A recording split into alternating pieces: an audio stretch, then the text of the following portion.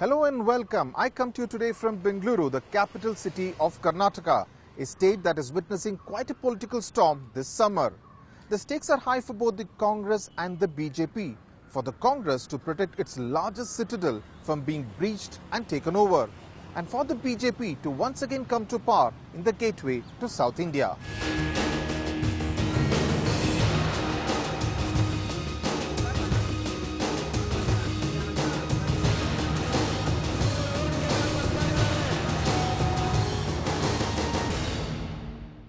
Over the next half hour, we will not discuss who is winning and who is losing. What's of greater concern is the divisive nature of the election campaign and the lows to which the discourse has sunk.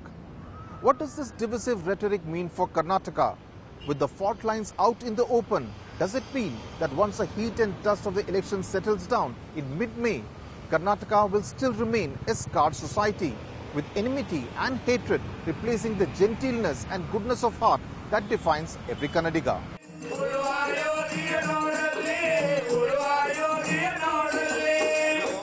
Well-attended Lingayat rallies such as these in North Karnataka districts in 2017 set the ball rolling on what was seen as a very controversial demand. A significant number of Lingayats wanted that they should be delinked from Hinduism and accorded a separate religious status. This one in Hubli in November last year was among many that focused on how different Lingayats were from Veerashaivas. When the Siddaramaiah government accepted the recommendations of the Nagar Mohan Das committee in March, it invited criticism that he was deliberately dividing the Hindu community for electoral gains. ये हिंदुओं में बंटवारा करने की प्रक्रिया है। ये कोई लिंगायत या वीरशैव संप्रदाय का भला करने की योजना नहीं है। ये येदियुरप्पा जी को मुख्यमंत्री बनने से रोकने का षड्यंत्र है। Opinion is divided over whether the decision was taken with an eye on the elections in May. But what is of greater concern is whether wearing caste and religion on the sleeve will make Karnataka a fractured society. The demand was already there, simmering, but had become more intense. And the Congress, I think, saw an opportunity, but was it only an opportunity for electoral gain? It would be a mistake to conclude that, because the Lingayat MLAs within the Congress seem to show an ideological conviction in the way they've gone about mobilizing Lingayat support for a demand for a separate religion. The belief and the concept of Indian first, Indian last will go away. What comes is my community, then my subcaste. That will, at the village level, it will lead to skirmishes among the people of different subcastes. I forget caste, different subcastes, and it is very dangerous. Lingayats are classified as OBCs in Karnataka and follow the teachings of Basaveshwara, a 12th century social reformer. Basavana, as he is popularly called, fought against the inequalities in the Hindu social order by establishing a different religious stream. Veerashaivism, on the other hand, is an order of Shaiva faith, with Lord Shiva as the presiding deity. All these centuries, Lingayats and Veerashaivas were terms often used interchangeably. Actually, Siddaramaiah is not dividing, he is uniting. His other 9, totally for your kind information, 99 subsects are there. Out of that, one Veerashaiva is one of the subsect, and 98 subsects are very happy to be united, because in this particular religion there is no caste, creed or anything, all are equal. At the Sri Belimat in Bengaluru, we met Shivarudra Swamiji, one of the prominent Lingayat seers in Karnataka. He, along with several heads of mutts, has endorsed the government's move on Lingayats. ये BJP उसमें राजकीय रूप में ये पॉलिटिकलाइजेशन करके बात करने को बंद करना चाहिए। यदि बीजेपी विभाजन को विरोध करता है, हम भी मानते हैं, सिख, बौद्ध और जैन धर्मों को हिंदू रूप में हिंदू परंपरा में भी आए हैं, उसको भी सेपरेट आइडेंटिटी को बंद करो, हम भी मान लेंगे। I am here at the statue of Basavanna, the 12th century social reformer, and all Lingayats in Karnataka follow his teachings. Now in 2013, the Lingayat vote split three ways. One stayed with the BJP, about 10% moved to B.S. Yediyurappa's Karnataka Janata Paksha, and a large chunk went over to the Congress because they did not see the prospect of Lingayat strongman Yediyurappa winning the elections. Now what this exposed significantly was the infidelity of the Lingayat voter, and that's what Chief Minister Siddaramaiah would be banking on. If he can get a portion of the Lingayat vote to move to the BJP, to the Congress, he may be able to ensure that the BJP does not come to power in the May 2018 elections in Karnataka. On the street, young Lingayat voters are trying to understand what a separate religion status means for them at an individual level. With this decision, I definitely support Congress because this is a very uniform decision, and I tell every educated people to go in depth with Lingayat. What is Lingayat? I am the first time voter for the upcoming elections. The division of Lingayata and the Veerashaiva is just a political tactics. The government says that it provides economically, but I don't agree with this because it doesn't provide any benefits to the students.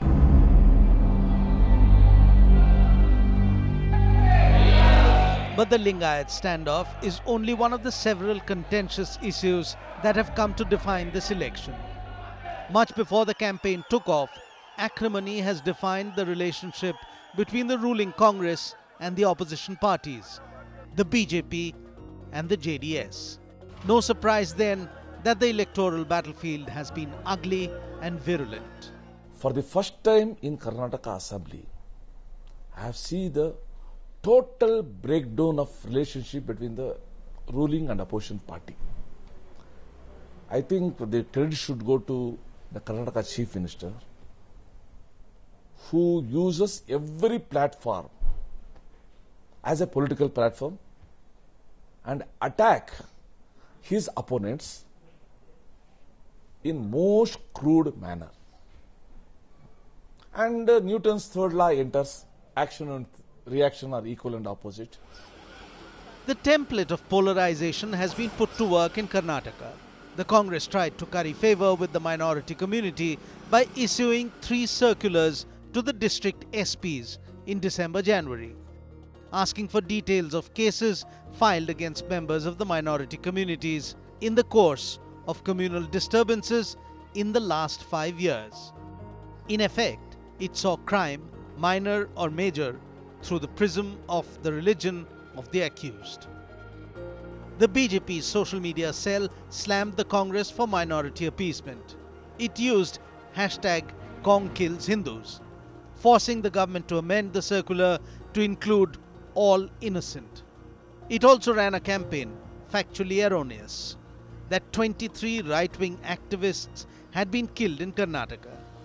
BJP's social media head Balaji Srinivas justifies the use of provocative hashtags like Jihadi CM for Siddaramaiah. This government is anti-Hindu, this government is pro-jihadis, and this government is pro-organizations like PFI and SDP, and that is what that has come up on the Twitter as well.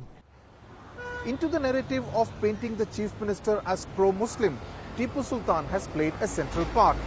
With the Congress government celebrating Tipu Jayanti, the focus has been on emphasizing that Siddaramaiah indulges in minority appeasement. Words like, antisocial elements from a certain community, all of them tend to resonate with a more base primal instinct of people in society, and especially in regions which are a little more volatile, it tends to have a far more explosive sort of reaction. So words like that basically create an us versus them mentality. See the contradiction in the Congress government's move. Siddaramaiah says we are for Karnataka pride, Kannada pride. On the other hand, he spends government money from the government exchequer to celebrate Tipu Sultan Jayanti, who was essentially anti-Kannadiga. He had declared Persian as his language of administration when he was ruling Srinagarpatna. Early this year, Uttar Pradesh Chief Minister Yogi Adityanath on the campaign trail asked Siddaramaiah to prove he was a true Hindu by banning beef in Karnataka. Siddaramaiah retorted by saying he has Rama in his name. I am also a Hindu. In my name also Rama is there. How can I go against the Hindu? I am also a Hindu. I am practicing Hindutva with humanity. They are practicing Hindutva without humanity. To further blunt the charge of being pro-Muslim, the Congress has gone on an overdrive to visit Hindu places of worship. The BJP has labelled Rahul Gandhi as an election Hindu. But in a departure from Gujarat, where only temples were visited, Karnataka has seen visits to churches and dargahs. This is also because of the presence of JDS in the fray, and the Congress would not like to lose minority votes to H.D. Devegowda's party. I would like to see temple visits or taking on that religious dimension more as a effort of a leader to identify himself or herself with various religious social groups, and also to be seen as being with important opinion makers in different religions. Because accept it or not, heads of religious groups, heads of religious mutts in some way do some role in influencing the minds of people. When the media speaks of a temple run, what is glossed over is the nature of the temples and the character of the presiding deities. What the Congress has done is to visit those temples where the deities are personal gods of the working class and not just Rama and Krishna temples. What this does is to recognize and respect the diversity of gods, thus making a deeper and emotional connect with the faithful. By going to a Yalama temple, he is trying to say that the Vedic Hindu tradition that you are speaking about is not the only Hindu tradition. Or by Siddaramaiah saying that there is Rama in my name, but I am Siddarama, because Siddarama is not a mainstream god. There are lakhs of such personal gods in Karnataka which are being invoked. And now the BJP can't very easily counter something like that by saying, no, you should only worship Ram. But do the optics of a Rahul Gandhi and an Amit Shah going temple and mutt hopping matter to the voter? I don't care whether Rahul Gandhi goes to a temple or not, whether Siddaramaiah goes to a temple or not. They're free to do what they want. I don't care whether Amit Shah goes to a temple or not. They don't care. What I care is, what is the development agenda? Are they going to have peace? Are they going to have a non-discriminatory regime and protect the life, liberty and property of people? Is the rule of law going to prevail? See, what you are saying is right. That is precisely what Hariram also asks. Whether Dalits like him can feel safe in India. This professor of political science in Bengaluru says recent developments in the country have left the community feeling insecure. The use of offensive and unparliamentary language for Dalits by Union Minister Anant Kumar Hegde has left them fuming. And neither Hegde's apology nor Amit Shah's move to distance the party from the minister has helped matters. They themselves they're able to exhibit and they're able to tell the Dalits that we are not for you. So we want only your votes. We are not with your concern. We are not with your whatever the development, and even we are not with even Ambedkar.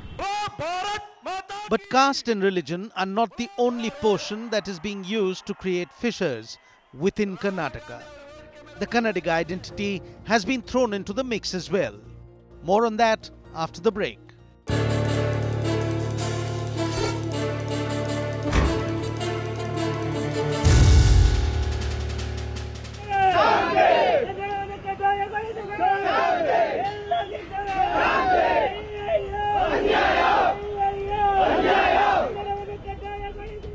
In July-August last year, Kannada activists and linguists protested against the absence of signage in the local language at the metro rail stations. After the protests, signs at stations are now in English and Kannada. What was different about this protest was that these were not lumpen elements but software professionals concerned about Kannada language not being given its place of pride. We met three linguists, Vasant Shetty, Arun Javagal and Valish, at the MG Road metro station in Bengaluru, where it all began, to understand their angst at how Kannada was being pushed to play second fiddle to Hindi. The union government run post offices, banks, railway, all these departments have completely sidelined Kannada now. Now we don't have staff over there who can converse in Kannada. We don't have checks or forms or challans or tickets issued in Kannada. So Hindi has taken the place of Kannada, and that has, created a sense of fear or insecurity among people about Hindi. If I say I'm a Kannadiga, it does not mean I'm not Indian. I am Kannadiga and I am Indian. So there is no confusion here. In a diverse country like India, the government, the establishment must respect these multiple identities. It cannot be ironed out. The differences cannot be ironed out and said you have only one identity called Indian, wash out everything. People have one identity cannot be pitted against other. If you are an Indian, agree Hindi. If you are a Kannadiga, then you are less Indian, is not going to help us associate with the identity called India. The fact that a Kannadiga has to assert his Indianness is a commentary on the fault lines that have shown up. This feeling of being treated as a lesser citizen is very strong in the South Indian states, not just in Bengaluru. Formula is a sham only for South India to impose Hindi. They should not impose Hindi. Everybody speaks Hindi in the South. They understand Hindi. Don't impose it. Don't be zealous about pushing down some culture. Don't be zealous about saying that Valmiki Ramayana is the only Ramayana. In Hinduism, there are 300 Ramayanas. Every culture has got a Ramayana. Why is that? Because we reinterpret Ramayana and Mahabharata in our own ethos for our own generation. That is our culture. You should not impose one single views. That we must resist. These are red flags that the country must recognize. That the country cannot be seen as a one-size-fits-all. That if there is a perception that a homogeneity is being shoved down the throat, it will be opposed fiercely. Kannada, like any other regional language, is not a mere medium of communication. It is an emotion. We don't believe India is going to fragment, right? We are secure as a nation, if you will. So the time has come to become more federal. And the fact that states have their own language, their own culture, cuisine, constitution, in fact, electoral practices, these are things that need to be encouraged and I believe will strengthen the nation. Why? Because India can only grow if states grow. It is risky to push the Kannada language issue debate beyond a certain point, because if it is perceived as an anti-Hindi pitch, it undermines the contribution of the outsider in Bengaluru and Karnataka's development. Also within Karnataka, Kannada is not the only spoken language. There is Tulu, there is Kodava, there is Konkani and even Dakkani Urdu spoken in the Hyderabad-Karnataka region. Also, critics point out that Kannada's supremacy is actually limited to about 5 to 6 districts of the old Mysuru region. Professor Sandeep Shastri feels, because of the perception about the BJP as a cowbelt party, the anti-Hindi sentiment and anti-BJPism tend to overlap. Sometimes language becomes a vehicle of domination, or language represents the instrument of domination. And therefore, sometimes this sentiment against the BJP is expressed also as this anti-language sentiment. Language has become an important issue in this election because of the manner in which the Congress has played the regional identity card to blunt the BJP's card of nationalism. Siddaramaiah is also not technically trained in the Congress scheme of things. So he is an out-of-the-box thinker because he comes from the Janata Parivar. So he is also someone who has played identity politics all his life. And I think that's his strength. There is a fundamental difference in the way the BJP and the Congress have approached this election. The BJP's emphasis on nationalism, one nation, one flag, is being countered by the Congress playing the Kannadiga identity card almost like a regional outfit. Just as Narendra Modi used the Gujarati Asmita card when he was CM, Siddaramaiah is using Kannadiga pride to undercut the BJP's image of being a Hindi, Hindu, Hindustan party. If you are going to be successful with an anti-BJP campaign, you need to come up with a rhetoric which is directly opposite the BJP rhetoric. So BJP talks about a one India, one leadership, one country, patriotism, cultural nationalism, Hindutva, all those basket of issues. Now, you want to challenge that, you cannot be overtly critical of that, because some of those issues touch the lives and hearts of people. So therefore you go to issues which you feel are equally attractive for the citizen, and therefore this emotional chord which you are able to touch by focusing on local sentiment, local culture, local identities is one way of driving attention away from the narrative which the BJP wishes. It was obvious that Siddaramaya's move to go in for a Karnataka state flag was anathema to his political rivals. They saw it as an assertion of an identity distinct from that of India. But on the ground, the people of Karnataka feel it was long overdue.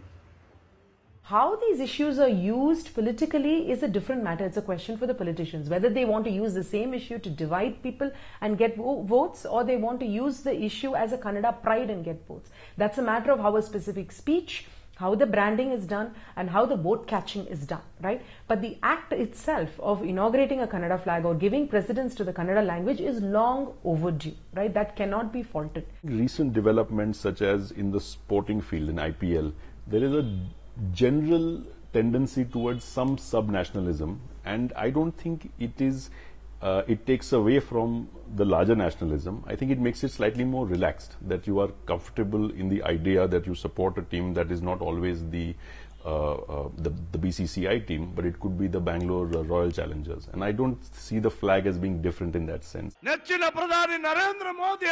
BJP, at least its Karnataka unit, realizes the trap being set for it by Siddaramaiah and insists it is as committed to the Kannadiga identity as the Congress. We have done more than Siddaramaiah's government in protecting, projecting Kannada. For example, the naming of Bangalore International Airport as Nadaprabhu Kempegowda Airport was BJP's contribution. The naming of Bangalore railway station as Sangoldi Rayana railway station was our contribution.